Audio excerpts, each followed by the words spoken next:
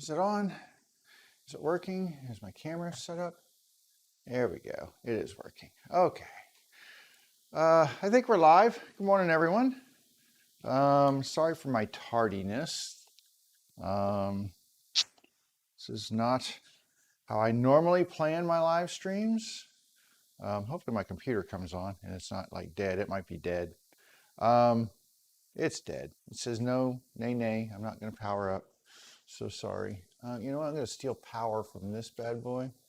And I think I can power this up. Maybe I can get some power on here. Pardon me. I'll explain everything in just a moment. So I just need to see if I can get any power on here. You can sit over here now. Is that powering? Maybe not. Anyway, I don't know if you can see, I've got a bit of a shiner over here on the eye. That was not planned. So yesterday I was working in the shop and doing a bunch of different things to kind of catch up and get to a place where we could see some cool stuff today. And when I finished that, it was a pretty day outside, so I decided to go take my bike and go do some trail riding. And there's it's not a new trail, it's new to me. I had never been there before, so I decided to go take my bike, throw it on the car, go out to these new trails, and go explore some new trails and stuff. And I did. I had a great time. Really cool trails, met some nice folks while I was out there. And yeah, everything was all good and hunky-dory. And I got back to my car, put my bike back on the bike rack, and got in my car, sent a couple of photos from the ride and stuff, you know, posted one on Facebook, and all was good and well. And then I got out of my car to do something, and apparently I tripped and fell and hit my head. And when I hit my head, I did this, and it also, apparently I hit my head hard enough that it knocked me out. So I was unconscious for a little bit, and had blood, and because, you know, any little cut on your head, and heads just bleed a lot. There's a lot of capillaries and such there. So anyway, so there were, luckily it was not a deserted place. There were lots of people around, you know, people coming to ride their bikes and do other stuff. So they had called an ambulance and they came and got me up. So the next thing I remember is waking up in an ambulance on my way to the hospital. So it was a little unplanned trip, and not how I was planning on spending my afternoon. I actually had other things that I wanted to do in the afternoon that I was going to get started, and that did not pan out. So today, got a little bit of a headache. I did take some stuff this morning, nursing a bit of a headache, and this is not bad. There's no stitches. They just used some Steri-strips to kind of close what was apparently I hit on a corner and my glasses cut my eye. But I hit hard enough so my glasses were a little, they did not fare so well, and they're kind of scratched up. So I'm gonna have to get my glasses replaced at some point in time. But I'm okay, just a headache and, like I said, some of that stuff. But I will not be doing a long stream today because I'm not gonna be working in the shop. I'm just gonna take today easy. And the rest of the weekend, I'm going to take easy too. Just kind of do a little chill. Maybe by Sunday, if my head's feeling better and everything, like I don't have any headaches or anything. Because basically I did get a little bit of a concussion. Apparently that's what the doctor said. And, but that's what happens when you hit your head really hard. So everybody says, oh, my head is, you know, made of rocks. You're wrong. It's not. Anywho, I did get some stuff done yesterday, so I thought I would share with you what I have done and kind of what I'm planning on to do next. And then hopefully we can, I don't know, pick up on Monday and I'll hopefully have a lot of this progress through, that we can just do some regular like joinery and building and such on Monday. I do not have my apparently that little power thing I plugged in was not enough to juice this. It needs more juice. So my laptop's not on. I have no windows open to see any comments or anything right now. Can't hear any comments. So if you're making comments, I appreciate it, and I will go back later and read those comments. But I am fine, just in case you were worried. I'm fine. A little headache, a little bit of a cut on my eye right there that is closed up and will be fine. A little klutzy, you know, after having a great afternoon and a great ride and everything else. So anyway, just a little klutzy. And the weird thing is I have like this blackout like period from like I don't really remember hitting my head to the point up to where I woke up in the ambulance. I have no recollection of that period at all. So, you know, it is what it is. Things happen, and we try to persevere and move forward. And that's what we're going to do today. Just like I said, not a what is Centera? Oh, not a big not a big show today, but I will show you what I had going on. And I'm trying to enter my Newegg shuffle here, and I apologize for that, but I'm trying to get some stuff, and there's only one way to really do it, is to like enter these things, because you can't just buy them anymore. So they kind of raffle them, and it's like, oh, it's such a weird place we're in these days, right? It's like, you know, there's shortages of computer components and chips, and now there's shortages of gasoline, and of course that's a self-fulfilling prophecy. I covered that the other day. The gasoline is short because the news people are saying, well, there's going to be a shortage, and then people are out there just filling every gas can and container they have with gasoline instead of just normally filling their car like they normally would, which would have probably made the gas that we had last much longer. But no, everybody just had to go out and fill their stuff, and so that's kind of the way it works. But it's very weird times we're in. Computer parts and pieces, you can't get them. Wood is really expensive. Housing prices are through the roof because there's no new houses, and I'm not selling my house, but if I wanted to, I could probably just say, nope, I'm not fixing anything, not changing anything. Give me your bids. I'll take them now and make a buttload of money. But then I'd have to go buy a house, and I'd have to go through the same thing those poor people are going through, and that's not happening. So I'll just keep my house. I'm happy with it. Could I use a bigger shop? I could, but hey, it is what it is. So let me quickly just kind of run through what I did yesterday and catch you all up to speed. I have all these groupings of boards now. This is what we did on Wednesday, was we did all these boards, and we cut them to size and width and length and put them in their little groups, and these are all going to be bases right here. So some of these are long and they have 3 pieces, and those are the ones that are going to have a storage compartment on the side. There's one group that is not long, that is a shorter group. This still fits a full-size machine, but it does not have a storage compartment. So this only has 2 short pieces on the side. So what I did yesterday, if you can see behind me on the CNC machine is still set up, I did all of the handles for the bases yesterday. And the way that happens is I take my 2 side pieces are going to be basically the end pieces for the box, for the base, and I put them together on the CNC, and then let me see if I can turn this camera on here. I think there's enough juice in here to run. I apologize, I didn't juice anything up today. I didn't change any batteries or anything. Let's see if that wants to work here. Why is that doing the whole... Is that not on? May not be on. Let me come back to 1 for a second. Let me plug this back in. It should be having enough juice to be on here. But let me just hold that and turn it on. It should come on here in a second. No, you're not going to be on today? Not at all? Not at all. You're not going to be on. Well, that's kind of par for the course, right? Hello? Hello? Nothing? Nada? Sip? Wow, okay. Anyway, you'll just have to live with this one camera view for today. I apologize. I'll fix that later. So anyway, what I did was I carved a pocket in these 2 pieces of wood that were joined up like this. I carved this pocket in here. This pocket is, let's see if I show you. There you go. So this pocket right here is the area you get some view with some shadows and stuff and kind of see it. But this pocket is basically what turns into the handles. So as these are separated now, you now have two handles.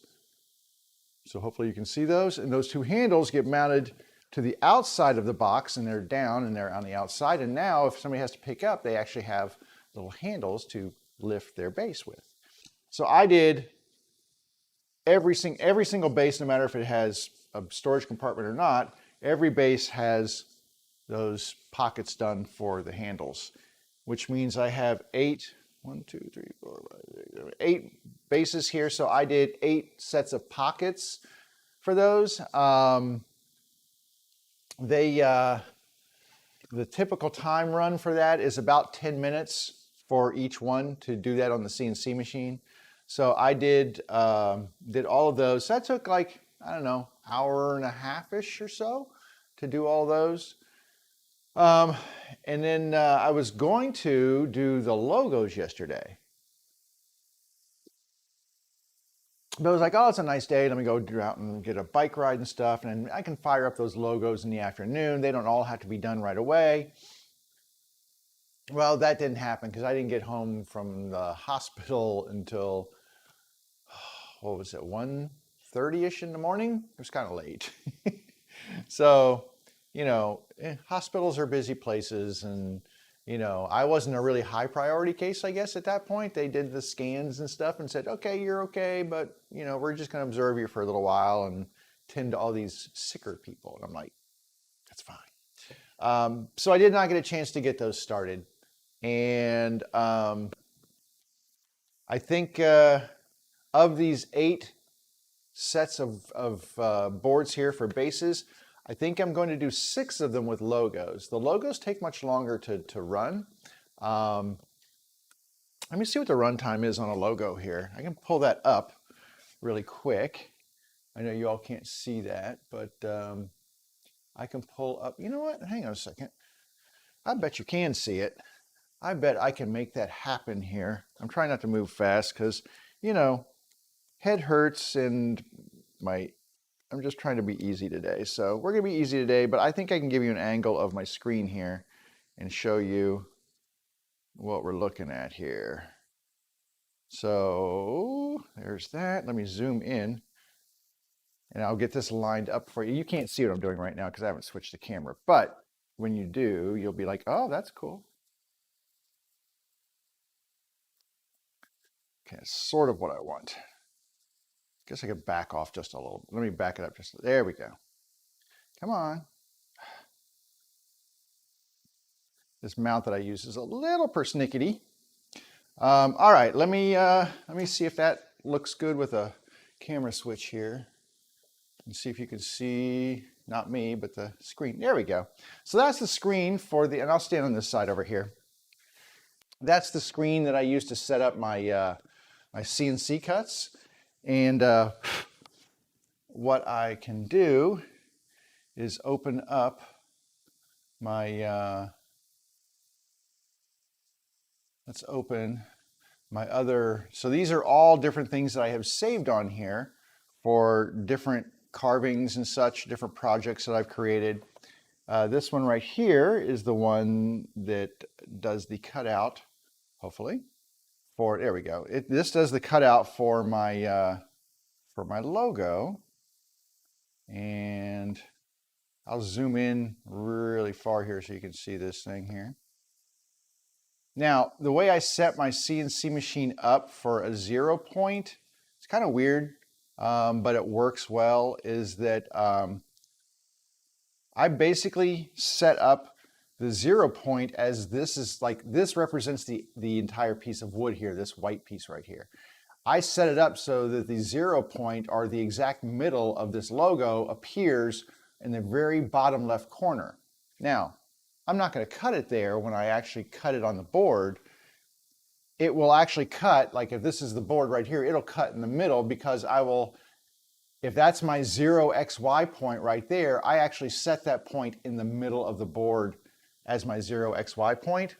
And that way, I know exactly where it's going to line up and cut, and it's really easy for me to do a 0 point that way. I learned that through, I think, I don't know, it was either a tutorial I watched or somebody on one of the forums was talking about that. But anyway, it works really well for me. Detailed view, let me see a detailed view here. And it should give me an estimated time for cut. If I do, so let me zoom into this and slide it over. Maybe, oh, I have to hit the, hang on. This is a two-handed operation here. I have to hit the shift key while I'm sliding here. There we go. So here's the, and I'll zoom in more so you can see. But this is kind of the representation of what it's cutting in that corner. Now, like I said, this will actually cut, this is like 1/4 of that drawing, which is the fourth that actually appears on this portion right here. There's a whole nother section right here and down here. That's 1/4 of it. But if I go down here and I hit simulate, it will run through the process and tell me, it's going to simulate the whole cutting and tell me basically what the cutting time will be, hopefully. So it's doing its little thing right now. And then, so basically it's about a half an hour to do this cut. This is all done with a V-carve bit. The V-carve bit is a, well, looks like a V. With a very sharp point, so it looks like this, okay? And that little tiny sharp point allows me to get all the details of the engraving on here. And so all the lettering and everything, and there's some very fine lines up through here. All these points are pretty fine lines, and it does a really good job of allowing me to get those points captured. So, yeah, so that's probably the next thing I'll do. Let me get off of this camera now. Switch. There we go. So that's probably the next thing I will do is get these things lined up and have them.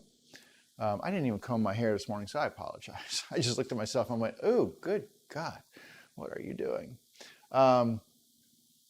That's the next thing I would do is identify which one of these I want to have logos on them. Like I said, I will probably do 2 of them without logos. I think one of them is going to be this figured maple, because I just don't know how that would look with a logo on it. I don't think it would look the way I want it to, so I'm probably not going to put a logo on this one. It'll be pretty by itself. And then perhaps one of the large cherry ones, I will do one of these large cherries without a logo as well, and that will serve me to leave a couple without logos, which I don't have every customer wanting a logo on their base. Most do, which is why I do a lot of them, but some don't, and that leaves a little leeway in there for those that do not. So I will take care of that. The other thing I actually did this the other day, but I didn't show it to you all on Wednesday, was I have some of this quarter sawn white oak. I had a piece of it just sitting up on my storage thing up there, and it's really rough on this side. This side has not been, it's just sawmill cut on this side. This side, on the other hand, had been flattened already. So I took these pieces, I've got one here and I've got one here. This was one long board, and what I did was I just chopped it into some equal sized pieces that are about, I don't know, it's about 8 inches long. Yeah, they're about 8 inches long, and together it comes out to be about 6.5 inches wide. And the reason I glued 2 panels together, they're still kind of thick. They're a little under 3/4 of an inch, but these will actually get turned into lids for the 2 oak bases that I'm making that have side compartments. Because that's one thing I always have to keep an eye on when I'm making these. It's really easy to plow through and figure out how much wood I need to make a base. I need 3 sides, and I need 2, a front and a back, and you know, there we go. Well, I can't forget that I also need a lid, a cover for that storage compartment. And sometimes I'll get down to the point where I'm like, I don't have any wood left. I'm like, oh, I have nothing to make that storage compartment. And the other thing is the storage compartment is wider than the boards are. You know, usually all these boards are milled to 3 inches thick. Well, that storage compartment is wider than 3 inches. It turns out to be almost 4 inches wide. And so I have to account for that by a little planning ahead is a good thing. So I had these pieces and I had a little time break and I was like, well, let me go ahead and just, you know, glue up some panels here for this. So this is quarter sawn white oak. Those will look fine. I will finish flattening them and cut them to size, and I'll put this seam will actually go right down the middle of the lid and it'll be equally cut on each side. I'll do that after I know exactly how big that compartment's going to be, which will happen after I've done the basic joinery and then routed the rabbet where the lid will sit, and that will let me know exactly how big that rabbet needs to be. I have some other boards here saved, like this is a piece of flamey maple. This will get cut down. I saved this piece before I actually cut them into strips. I saved this larger piece right here to do the same thing for the maple one because I was like, well, it's flamey maple. It'll actually work really well for that base. So I try to plan ahead for some of these things. So I saved that cut out. I have some other pieces here that, like here's a big piece of cherry that I can maybe resaw this, which is basically running it through my bandsaw and splitting this into 2 boards which would give me, that would give me 2 base covers. So I have 2 cherries that are going to have the base covers, 2 storage compartment covers. I have 2 large cherry bases that will need covers. So if I can get this resawn really nicely, I can have this used, and it's got some really nice figure in there. It's a nice cathedral pattern flat sawn thing. So hopefully that. My big hole right now is finding sapelli boards or sapelli to do this with. And I have, I think I saved somewhere around here is some more boards. Yeah, there's somewhere around here. Sapelli boards that I can use to use for, put it somewhere. I'll have to find it. My head's not totally together. But I need boards to put in my sapelli bases. So like I have this piece right here that isn't going to do me any good, but I can maybe resaw this. I don't know. It's kind of thin. I don't know that I can get anything out of this one, but I'll check and see. I think I had some extra sapelli because I have 2 sapelli bases that are going to need lid covers as well. And I'm not sure what I did with those pieces. My my wood gets kind of stacked in different places as I get going. So if I can't find it, I'll have to get some more sapelli before I finish those, which would kind of stink to have to go get a sapelli board just to make 2 little teeny thin lids. But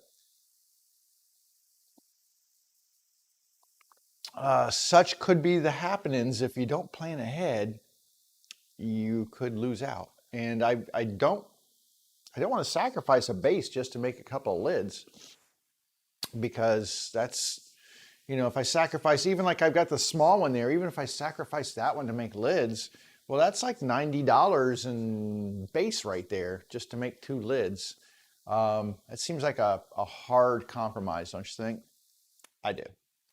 But anyway, so my next order of operation, that's why I have these big stacks of wood sitting here though, so that I can assess what I need, try to make these lids and such as I go, just a little planning ahead, so that when I get to that point in the process, I'll have these pieces all ready and I can start milling them. Pardon me while I gently rub under my eye here.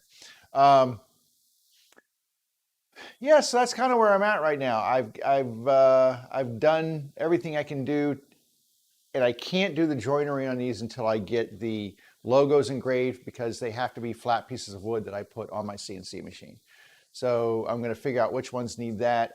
Hopefully my head's feeling better this weekend, and I will be able to throw those on the machine. And like I said, it's once I get one set up, they're all the same size with the exception of the shorty there. They're all the same size. So once I get one set up, I find the surface. I've got a little, what's called a Z-stop kind of thing, and it just takes the bit and touches it and comes back up so it knows where that surface of the board is. And I identify where that XY corner is. And basically I hit go and the thing just, but the next one I put in there, there's really no changes to that setup. So I take the one out, put the other one in, lock it in place, and just let them crank. So even though it's a half an hour for each one, I think there's, 6 of them that will get logos. So you're looking at, 3 hours worth of carve time. And a little bit more because there's setup time in between each one and everything else. And I don't even kind of stay out here with them anymore. I just kind of set them up, keep an eye on them. I'll go do other things, and I come back and check on them periodically because it's rather loud because I have the dust collector and the router going at the same time. It gets a little noisy in here. You can't do anything without the noise protection on. And additionally, I can't use any of my other shop tools that are over here because I don't want to suck too much power away from that stuff.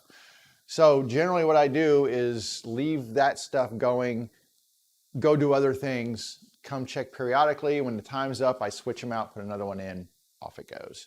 So it's a pretty good deal. Like I said, it's kind of like having a little employee who just point him in a direction and he does his thing, she does her thing.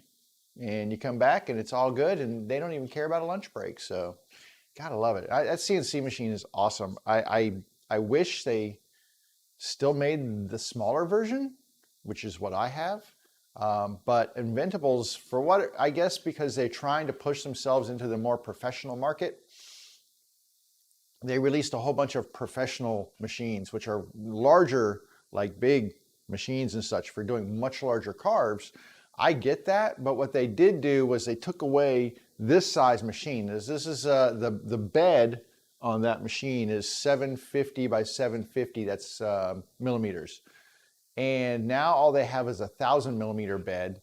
I'm not sure I don't know what that equates to in inches, but anyway, it's 1,000 millimeters, which I couldn't use. It was too big for my space. And that's why the 750 was perfect. Well, they don't have a 750 option anymore. And I find that kind of sad because there's a lot of makers like myself that was really perfect for. And they just said, oh, we're going after the bigger fish. And they kind of abandoned the smaller maker. And I find that a little bit sad that Inventables did that. I wish that they had kept that smaller option. It really didn't require that much. But I think their whole thing is they're trying to push people to the bigger and the bigger. And into their professional ones. I can tell you now, I mean, I paid maybe, and this is a couple of years ago, but I think I paid like $1,500 total for the whole thing, all my goodies and everything with it. I think their lowest cost professional machine is like $5,000, I think. And I think that's an underestimate. So it's a really much higher entry point to get into that CNC. If I was going to do it today, I would probably have to go look at something like a Shapeoko. Shapeoko. They have some smaller footprint machines like this. I really like the software that I use on this. Some people don't, some people do. You can use other software packages. Vectric makes VCarve Pro and some other softwares that you can use on this. I just find this really simple to use. Some people complain because it's like, oh, it's all internet bound, which it is. It all happens through a browser. The nice thing is, like if my computer dies, no big deal. I grab another computer and hook it up and all the stuff is on the internet. So I haven't lost anything. It's all right there. It kind of lives in a cloud space. So to me, that's actually a better option than you know, having now if I wanted to do more complicated carving and things like that, I would need a more complicated program. And basically what happens is that like VCarve Pro or whatever it would be, creates a G-code file. So it looks at all of the cuts. It knows exactly how fast the bit needs to go, how deep it needs to go, the travel, everything else. And it turns that into something called G-code. That G-code then I could send that G code to this machine, and it would take all that information and do the same cuts. It's just using that G code. So they all use G code pretty much. And so you can use pretty much any CNC machine with this software because you're just sending that code to it, and it basically interpolates that code into actions that are then put into effect by the CNC machine. So, but I really enjoy the easel software. They've made some nice improvements to it. The one gripe I have about the easel software is that if you want to use a V-bit, if you're going to use anything other than a little straight bit, if you want to use a V-bit to do any V carving, you have to actually buy their Pro plan. And I'm like, really? I want to carve a name in a board and I have to get the Pro plan for like $20 a month to do that. It's a little stupid and a little greedy on their part. And I think, you know, I don't know. I think that's pardon my French, that's the shitty part of what they do. I really shouldn't have said that, but I did. But it is. I think that's the shitty part about what they do is they make you buy that Pro plan to do any V carving. I will have to turn my Pro plan back on. Now, here's the thing. If I'm not doing any V carving, like all of these right here, the pockets are all done with straight bits. I don't need V carving for that. So I can actually not renew. I turned off my renewals for my Pro plan because I wasn't using any V bits at the time. The minute I need to use the V bits, I need to re-sign up for the Pro plan. They'll charge me $20 and I'm good for a month. Now, if I don't want to renew, like if I have nothing going on that month, I'll not use it. Because if I go a couple of months without needing to make any V carves, why would I be giving them this money for something I'm not using? So, I don't know. That's my personal thing. I think that, you know, I paid $1,500 for a stupid machine. I should be able to use a V-bit in it without buying their Pro plan for their software. That's my thing. Take it for what it's worth. Other software programs don't. But like if you're going to buy that V-carve software I was talking about, that runs anywhere from $600 for the limited plan, which I could probably get away with, up to over $1,000 for the Pro plan. And that allows you to scale up and do bigger projects and such. But yeah, so it's not a cheap program. And that's the thing with the software programs for those CNC machines. If you're using somebody else's software, it can get pretty expensive unless you just want to do like mine. I can do some pretty good stuff with it. And, you know, the more I play with it, you know, there's little intricacies and little different tricks you can use to get different stuff. So if you spend time with it, it's pretty capable. There are things that the other programs do much better. And, you know, but I haven't gotten to that level of using it. It does for me what I needed to do. And it's my little employee who makes stuff for me and solves some problems for me and things like that. If I was putting that to use full time and that's all my products were made on there, I would probably up my game and go to a V-Carve Pro program or something. But anyway, that's a lot of ranting about CNC, isn't it? What time is it? 11:45. Okay. Well, listen, I've kind of given you an update, let you know what happened to my head, let you know where I am with the projects and where we're going to go next. So the next thing, just to recap, I'm going to do the logos on here. After the logos are done, I'm going to go over to the table saw over here and we will start cutting all of the rabbit and dado cuts in here to make these glued together into actual bases. So that will be the next step. Probably on Monday, hopefully, I'll get these carved, and then Monday we can start actually doing some joinery stuff on here, making all the cuts and carves and show you how all that comes together. It's really pretty basic joinery, but it's the joinery that's been used in the bases that Singer made 120 years ago, and they're still holding up to today. So I've changed the design a little bit based on how I work and some other designs that I've seen. I kind of put it all together into what works for me. But the basic joinery is the same as they used, you know, in a bent wood sewing machine case 120 years ago. So if it was good enough for them then, it's certainly good enough for me now. So we'll go over that again. For those of you who watch me do these over a period of time, you may have seen this. I apologize for that, but you have the power to click away. So there you go. I, on the other hand, do not. This is what pays for my toys right here. All this pays the goodies and buys more wood and, you know, keeps me in tools and cameras and bicycles and other such things. So, so my bread and butter right there. And so even though I like to make other things, I always come back to these because they sell for me. All right, it's been almost an hour, maybe a little less, but I'm gonna go rest my head and chill for a little bit, finish my coffee, and then try to have a nice relaxing weekend without, I don't know, falling down and smacking anything else. So hopefully you can do the same. Thank you for stopping in if you did. Like I said, I will go back and check my feeds to make sure that there were any comments or anything. If you did make a comment, I really appreciate you stopping in. Come back again on Monday. We'll do this again. This was episode 31. That'll be episode 32. It'll be fun. Come back on Monday. Hopefully all will be well, and we'll be cutting and making lots of sawdust and man glitter and good stuff. All right? Take care of yourself. Take care of each other. Wear your mask. Get your shots. Do all those good things. All right? And I will see you on Monday.